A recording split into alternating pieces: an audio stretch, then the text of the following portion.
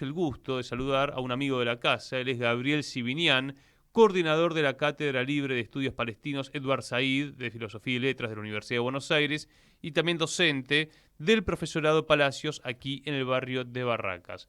Gabriel, querido, ¿cómo estás? Buen día. Hola Lucas, buen día. Un gusto compartir nuevamente el espacio con vos y un saludo también para toda la audiencia. A ver, como somos humanistas, como creemos justamente en un futuro mejor para la humanidad, la verdad que no podemos pasar por alto lo que ha dicho Donald Trump esta semana, que tiene que ver con una reivindicación de un proceso genocida de parte de Israel y también de limpieza étnica, de apartheid. Eh, ¿Qué decir de esta propuesta de Donald Trump de que se vayan los palestinos de Gaza y nos haremos cargo de la reconstrucción? Bueno, Lucas, la verdad que lo primero es asombro. ¿Asombro en qué sentido?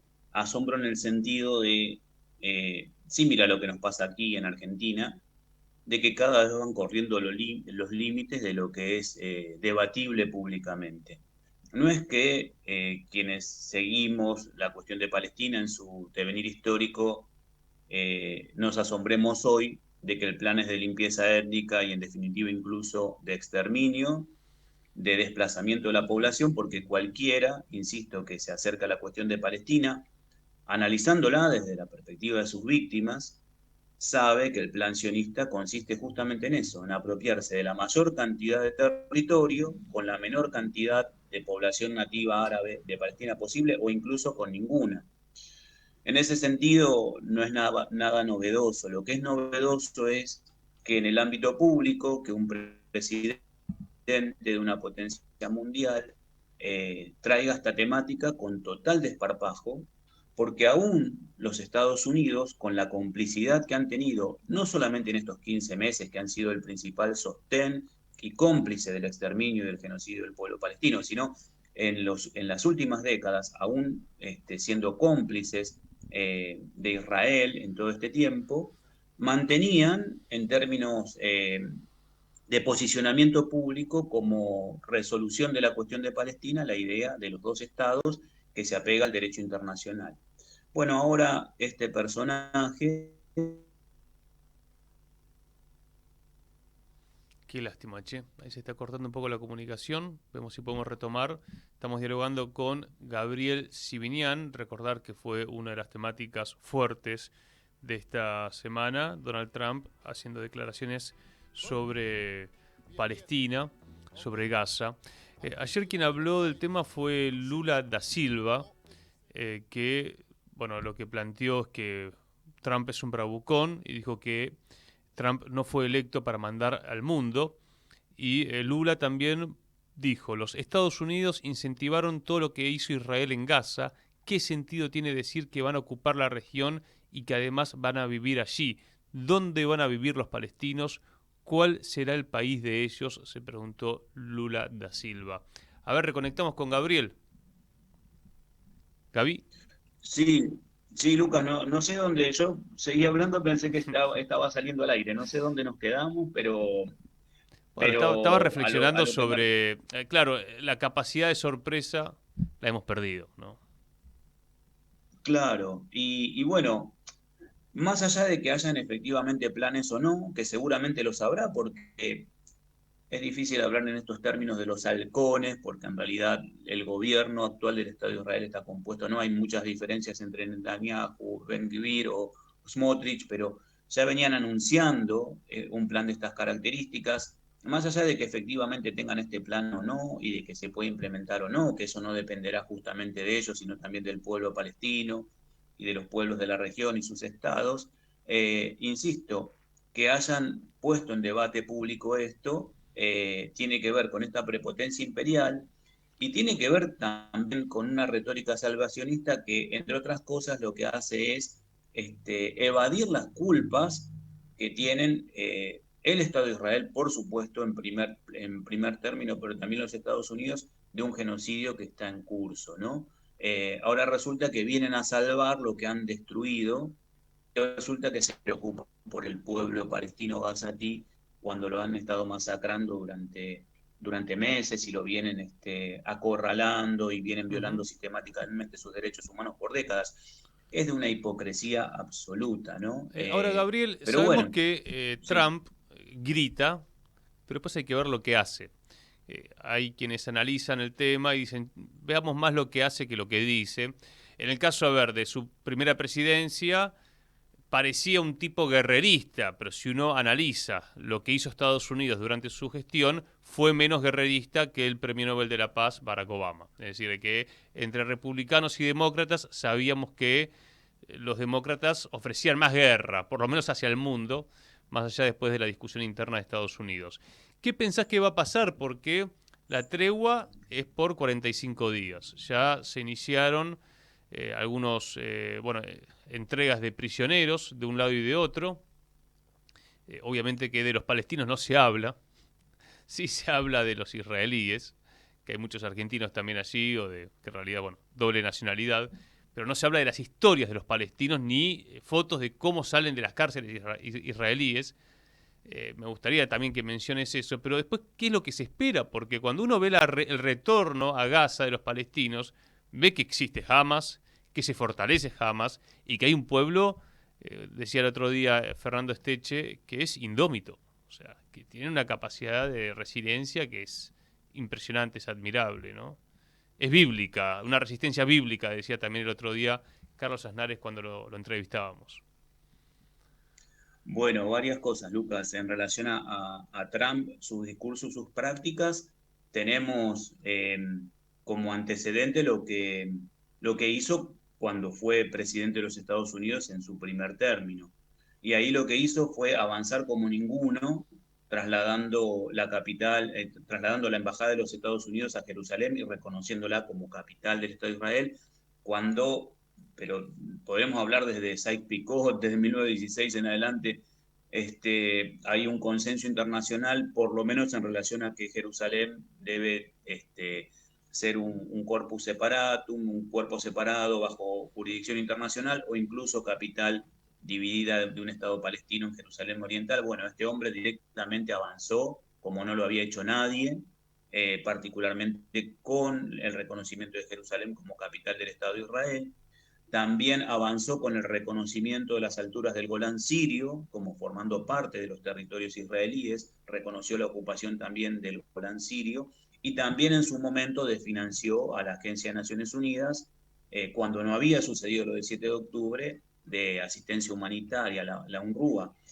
Y también no solamente hay que ver eso, sino que también hay que ver lo que hizo en los primeros días de esta nueva gestión en la cuestión de Palestina, que le quitó las sanciones a los colonos que habían sido justamente observados por sus políticas violentas, expropiatorias, criminales en Cisjordania, volvió a desfinanciar o amenaza con desfinanciar la UNRWA y solicitó un paquete de ayuda militar de $1.000 millones adicionales sobre lo que Estados Unidos viene dando.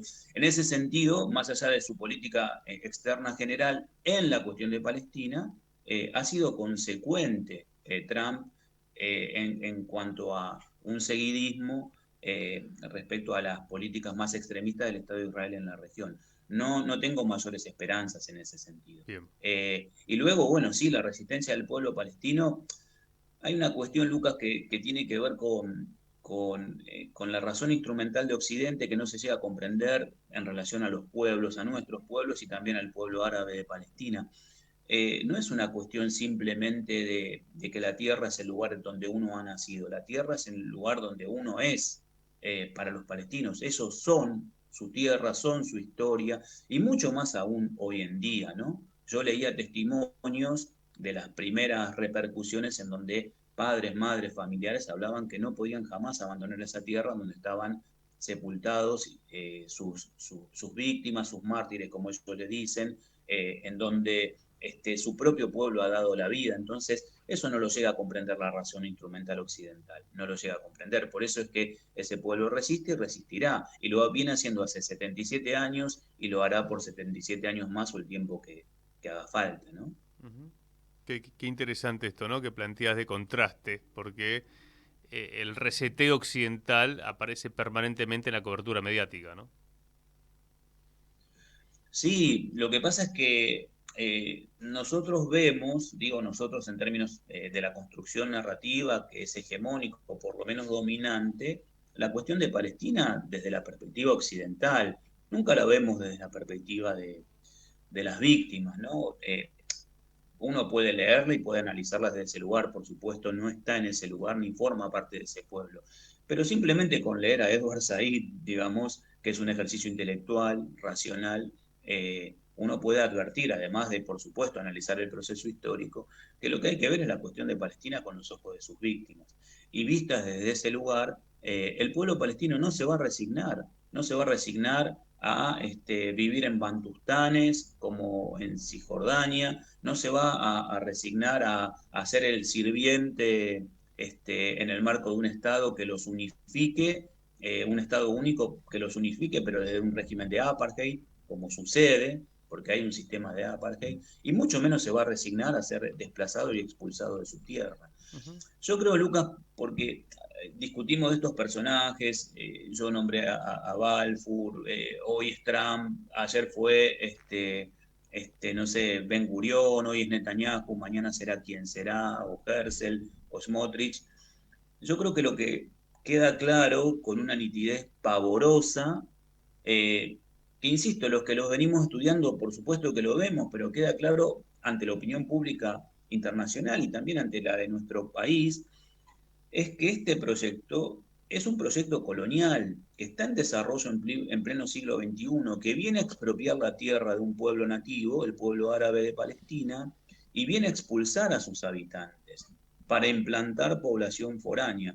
Creo que esa es una clave fundamental. Lo que dice Trump en ese sentido es claro, nos permite, pese a que es de un desparpajo increíble y que nos corre los límites, bueno, tomemos el revés, ¿no? Tomemos el revés de la trama y veamos que están explicitando lo que es y lo que ha sido desde siempre el proyecto sionista en Palestina. Entender que es un colonialismo de asentamiento, distinto al colonialismo metropolitano que padecimos nosotros, ¿no? La colonia española vino a nuestro territorio para expoliar nuestros recursos, nuestras riquezas, para explotar la fuerza de trabajo, para utilizarla como mercado y para integrar de manera totalmente subordinada a la población nativa. Bueno, el colonialismo de asentamiento no es eso. Se está dando en Palestina en pleno siglo XXI y va a la tierra para despoblarla de los nativos, para expropiarlos y expulsarlos e implantar población foránea. Trump, en este sentido, es un eslabón más en esa cadena, o por lo menos lo que expresa Claro. Trump es la, digamos, la manifestación pública de un eslabón más en esa En el cadena. proyecto de lo que sería el Gran Israel. Claro que no sabemos, bueno, hay quienes plantean que el Gran Israel termina en los territorios de la Palestina histórica, incorporando y anexando el 22% de la Palestina histórica, Gaza y Cisjordania, Jerusalén Oriental, que son territorios palestinos ocupados porque por derecho internacional no han sido reconocidos, más allá de que hay una potencia ocupante, se considera ilegal esa ocupación. Hace unos meses la Corte Internacional de Justicia volvió a ratificar eso, y hay quienes plantean, y siguiendo las declaraciones, no ya los documentos, sino las declaraciones del propio Smotrich, que es ministro de Finanzas de Israel, que plantea la ocupación del sur del Líbano, Damasco y llegar hasta Damasco y demás, Claro. ese sería el proyecto expansionista del O Gran sea, ocupar Israel. el Líbano, Y ocupar Siria. claro, exactamente. Pero hay otra cosa, Lucas, porque digamos, caminamos las mismas calles, vivimos en los mismos barrios, trabajamos en los mismos lugares, digo, ¿en qué le afecta esto a cada uno? ¿En qué nos afecta esto a cada uno de manera directa? Bueno, a 12.000 kilómetros de distancia el destino de un pueblo. Bueno, nos afecta que hay una prepotencia imperial y un nivel de impunidad absoluto que si pasa en Palestina, y lamentablemente está pasando en Palestina, va a pasar en otras partes del mundo. Digamos, también tomar la cuestión de Palestina como un modelo, por supuesto, a combatir, ¿no? Ese proceso barbárico, inhumano, de población que sobra y por tanto tiene que ser controlada, vigilada, estigmatizada, perseguida, violentada, asesinada. Bueno, bien puede ser el destino de otros pueblos en otras latitudes si nosotros permitimos que ante la mirada del mundo y que con toda la legislación y todos los órganos que están denunciando esto siga ocurriendo. Hay O que sea, decir que a nivel mundial, habla sobre el destino de la humanidad. La cuestión de claro, Palestina habla sobre el destino de la humanidad. a nivel mundial la causa palestina está latente, ¿no? Está presente en los pueblos, cuando uno mira en Estados Unidos, en Europa, en África, en Asia. Eh, en la Argentina tenemos un problema que el sistema mediático está atravesado por el sionismo, ¿no? Y también por esta hipocresía que, que determina a muchos a llamarse a silencio o a entrar en la lógica hegemónica que es acusar al pueblo palestino e invisibilizar este genocidio. Me gustaría, porque yo nombraba las historias de los detenidos, ¿no? De hecho, en algunos medios dicen son todos terroristas los palestinos que estaban en las cárceles israelíes. ¿Por qué no se habla de esas historias? ¿Quiénes son los que estaban que han sido intercambiados, ¿no? Porque son intercambios de prisioneros. O llamémoslo intercambios de rehenes de ambos lados, supongamos. Claro, esa categorización es interesante la que vos planteás, porque se habla de prisioneros palestinos como si hubiese Estado de Derecho, como si hubiese debido proceso, como si los principios que ya se establecieron en el Occidente liberal con la Revolución Francesa en 1789 se estuviesen cumpliendo hoy en Palestina. Y efectivamente no sucede, acá no hay un juicio justo, no hay un tribunal imparcial, neutral, no están garantizadas el debido proceso, el derecho de defensa en juicio, ni siquiera se sabe muchas veces de qué se acusan a los prisioneros palestinos. Los prisioneros palestinos están siendo juzgados por tribunales militares en un territorio que está ocupado y la potencia ocupante está trasladando a los detenidos muchas veces al propio Estado de Israel. O sea, no hay prisioneros como nosotros podemos llegar a entender aquí, presos que han sido juzgados como corresponde. Y en ese sentido hay una pluralidad de situaciones. En general siempre se hace hincapié respecto a los prisioneros que han sido tomados por pertenecer a organizaciones armadas, pero hay cientos y cientos de casos que salen a la luz, por supuesto que de niños, de mujeres, de niños que no han hecho más que arrojar una piedra a un móvil o digamos, ahora salió hace muy poquito la diputada Jarraj, por ejemplo, que es del Frente Popular, una diputada, hay activistas del movimiento de derechos humanos, digamos, hay un nivel de impunidad a través de la cual el Estado de Israel toma prisioneros, toma gente resistentes del pueblo palestino y sus historias no se conocen. Yo creo que si se conocieran, nos daríamos cuenta que también son humanos, que también sus derechos están siendo avasallados y se resquebrajaría el discurso hegemónico. Porque en el discurso colonial, lo sabemos nosotros por nuestra propia historia, al pueblo colonizado no se le da el estatuto de un igual o un humano que tiene los mismos derechos que nosotros, ¿no? Eso es claro. El sionismo llega a Palestina con el lema un pueblo sin tierra para una tierra sin pueblo. Primero niega la existencia del propio pueblo palestino y luego lo negativiza. Todos los estereotipos orientalistas, violento, terrorista, atrasado, bárbaro, que conocemos en nuestra civilización y barbarie del siglo XIX, pesan todos esos constructos sobre el pueblo palestino. Entonces, contar la historia de un prisionero, de una diputada, de un integrante de un movimiento de derechos humanos, de un pintor, de un cantante, de un artista, por supuesto que atenta contra esa narrativa. No la van a contar, no la van a contar nunca. Gabriel, querido, te mandamos un fuerte abrazo y gracias. No, gracias Lucas, a vos, a disposición, y sabes que valoro mucho el programa y particularmente el espacio que le dan a la temática, porque tiene que ver con romper este cerco mediático que es tan fundamental para acercar solidaridad al pueblo de Palestina a la distancia, pero también, insisto, habla esto de nosotros. ¿Cómo nos posicionamos ante la cuestión de Palestina? No tiene que ver solamente con lo que pasa a 12.000 kilómetros, tiene que ver también cómo nos posicionamos nosotros ante nuestra propia sociedad y ante los poderes que también azotan a nuestro país. Así que muchas gracias, Lucas. Abrazo enorme, buen fin de semana. Pasaba Gabriel Sibinian, coordinador de la Cátedra Libre de Estudios Palestinos Edward Said, de la Facultad de Filosofía y Letras de la Universidad de Buenos Aires. También es docente aquí en el barrio de Barracas, en el profesorado Palacios.